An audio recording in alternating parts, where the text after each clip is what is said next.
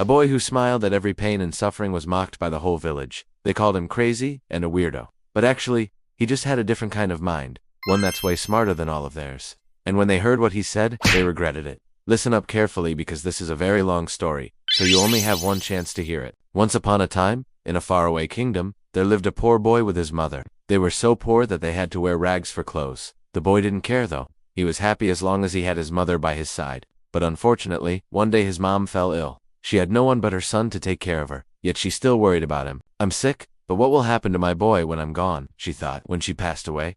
The boy started crying, but soon he stopped. He looked around the house, finding bits of herbs and plants that his mother used to collect.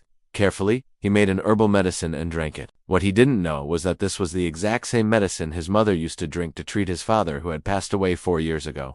It was a bitter medicine that made him puke, but after that, he felt better. His mom had taught him to always look on the bright side of things. So even though he was just a young boy, he understood that everything in life can be turned into something good. This is why he decided to sell the herbs and plants. For money, he became one of the richest kids in town. Years passed and the boy grew up to become a handsome young man. He opened a big store that sold various kinds of herbs and other products. Soon, he became so successful that he attracted the attention of the king. One day, the king sent for him, ordering him to come to the palace. I heard that you are the best seller of herbs in the kingdom. I want you to find a cure for my beloved wife who has fallen ill, the king said. Of course, your majesty, the man bowed. When the king left, his smile disappeared. He knew that this was just another trap to take his wealth.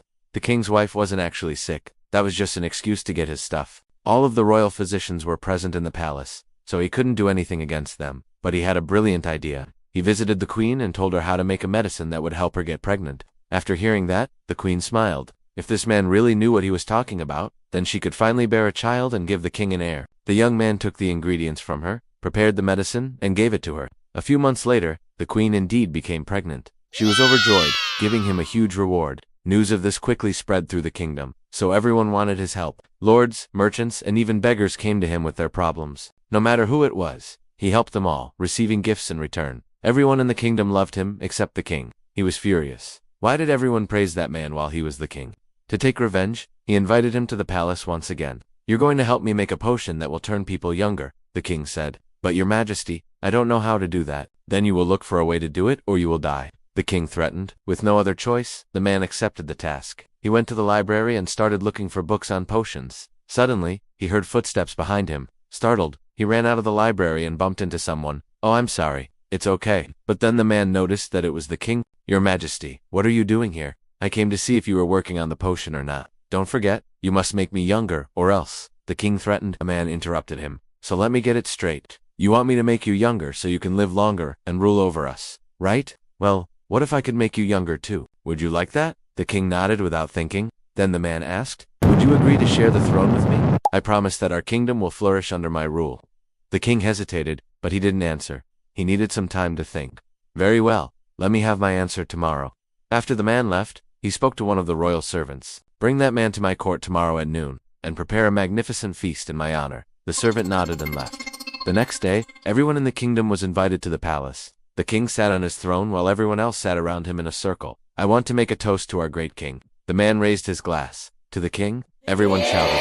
After the feast, it was time for the man to give his answer. The king was getting impatient. Was he going to accept his offer or not? Your majesty, I have thought about your proposal, and I agree to make you younger. The king was overjoyed. However, the man continued. But first, I want to ask you one favor. Name it. Let my mother move into the palace and let her live in the best conditions. The king couldn't believe his ears. Did he really agree to this? I swear by my royal word that I will fulfill my promise, but I want you to know that your mother will have to work hard to earn her place here. If she does something wrong, I won't hesitate to kick her out. As you wish, the man replied. The next day the king kept his promise and allowed the man's mother to live in the palace. He also gave her many servants to wait on her hand and foot. She was so happy. She bowed to the king and thanked him. Yet deep down, she was angry at her son. Why didn't he just tell me that he wanted me to live in a palace? I would have never agreed to live off of my son's hard-earned money. But she didn't know that he had a reason for wanting her to move in. He smiled through every betrayal until he finally snapped. Do you think you could smile if someone betrayed you? If you can, then you have a stronger heart than this man. He couldn't take it anymore, and he started planning his revenge. The question is, what did he do? Click here to find out, and don't forget to subscribe.